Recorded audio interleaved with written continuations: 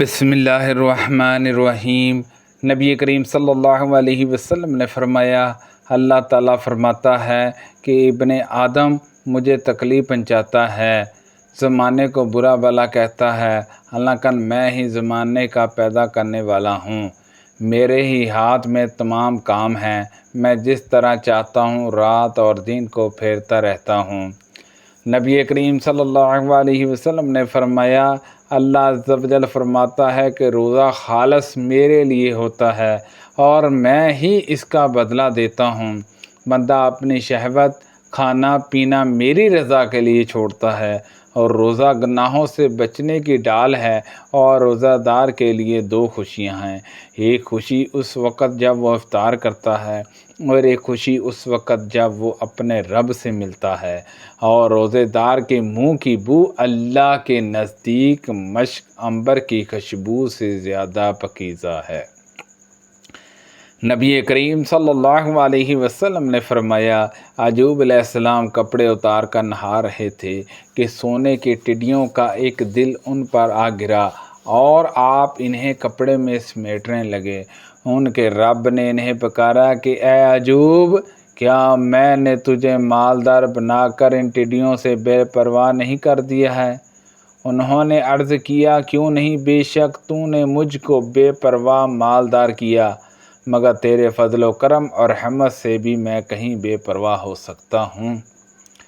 رسول کریم صلی اللہ علیہ وسلم نے فرمایا، ہمارا رب تبارک تعالیٰ ہر رات آسمان و دنیا پر آتا ہے، اس وقت جب رات کا آخری تہائی حصہ باقی رہ جاتا ہے، اور کہتا ہے کہ مجھے کون بلاتا ہے کہ میں اسے جواب دوں، مجھ سے کون مانگتا ہے کہ میں اسے عطا کروں، مجھ سے کون مغفرت طلب کرتا ہے میں اس کی مغفرت کروں۔ ان حضرت صلی اللہ علیہ وسلم نے فرمایا کہ گویا دنیا میں ہم سب سے آخری امت ہیں، لیکن آخرت میں سب سے آگے ہوں گے۔ اللہ تعالیٰ فرماتا ہے، تم خرچ کرو تو میں تم پر خرچ کروں گا۔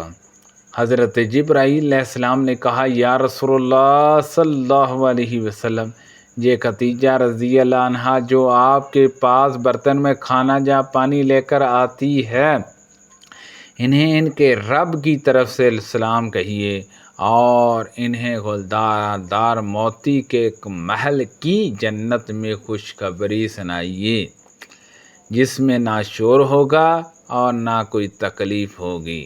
نبی کریم صلی اللہ علیہ وسلم نے فرمایا، اللہ تعالیٰ فرماتا ہے کہ جنت میں نے اپنے نیک بندوں کے لیے وہ چیزیں تیار کر رکھی ہیں جنہیں نہ آنکھوں نے دیکھا، نہ کانوں نے سنا، اور نہ کسی انسان کے دل میں ان کا خیال گزرا۔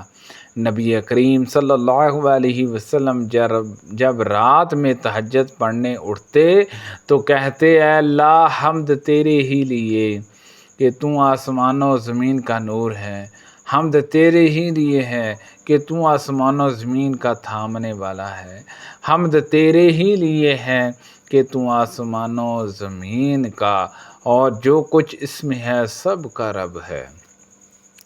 تو سچا ہے، تیرا وعدہ سچا ہے، اور تیرا قول سچا ہے، تیری ملاقات سچی ہے، جنت سچ ہے اور دوزخ سچ ہے، سارے انبیاء سچے ہیں اور قیامت سچ ہے۔ اے اللہ، میں تیرے سامنے ہی جھکا، تجھ پر ایمان لایا، تجھ پر بھروسہ کیا، تیری ہی طرف رجوع کیا، تیرے ہی سامنے اپنا جھگڑا پیش کیا، اور تجھ ہی سے اپنا فیصلہ چاہتا ہوں، بس تم میری مغفرت کر دے اگلے پچھلے تمام گناہوں کی جو میں نے چھپا کر کیے اور جو ظاہر کیے۔ تو ہی میرا معبود ہے، تیرے سوا اور کوئی معبود نہیں۔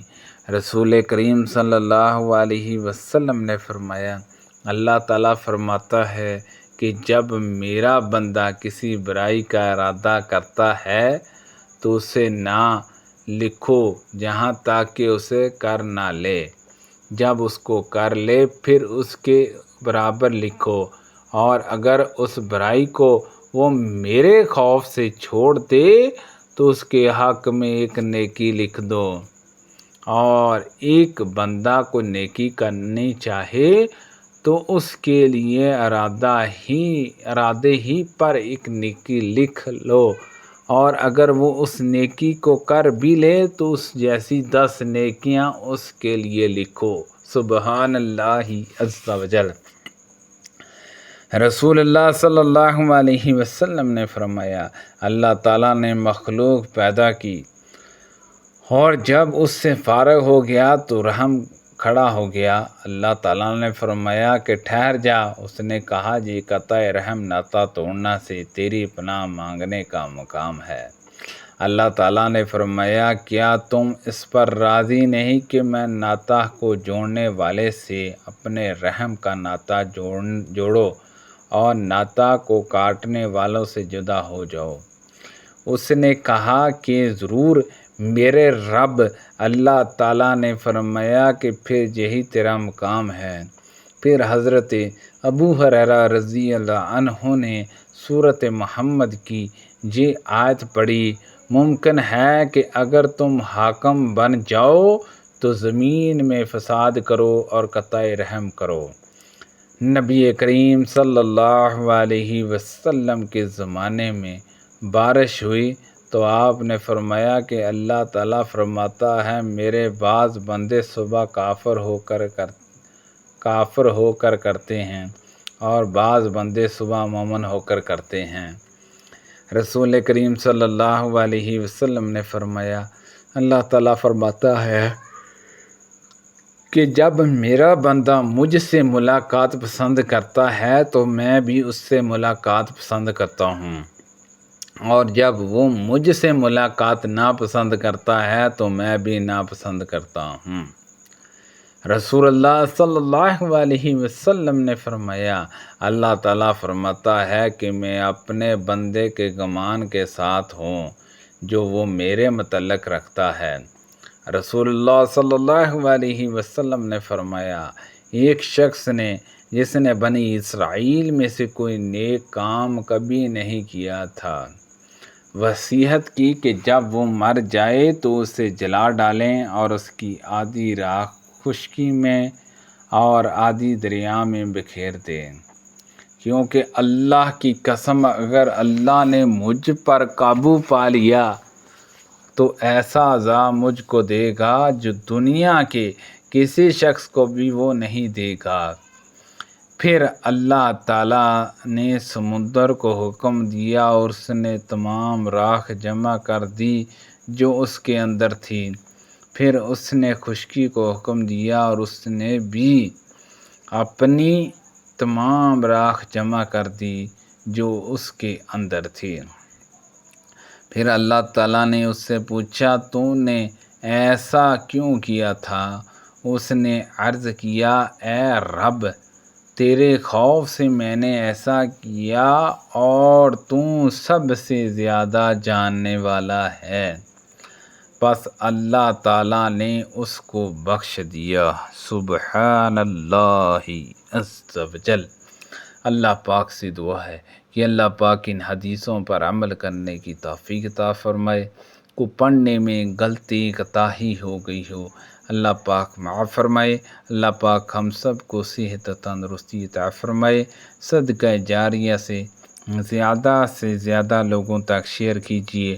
آمین بجاہ النبی الامین صلی اللہ علیہ وسلم۔